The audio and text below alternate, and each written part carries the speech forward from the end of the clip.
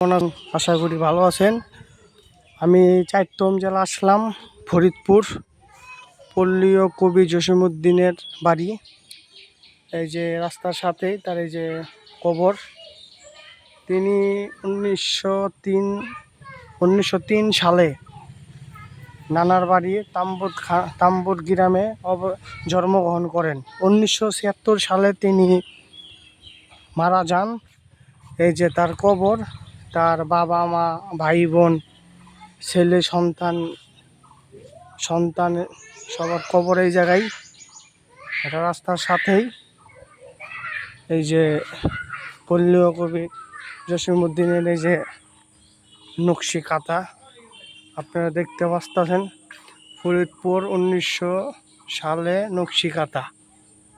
এই ঘরটা এখন তালা মারা, ভিতরে ঢুকতে দেয় না। আমি যখন ছোট ছিলাম তখন পল্লীয় কবি জসিমউদ্দিনের বই পড়তাম।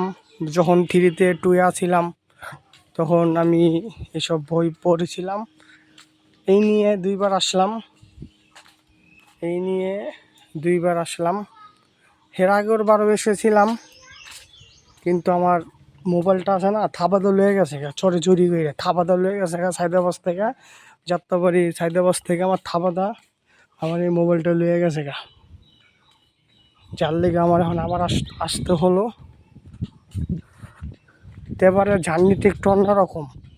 আমি পদ্মা ব্রিজের উপর দিয়ে আসলাম ট্রেনে, সকালে আসলাম 200 টাকা দিয়ে।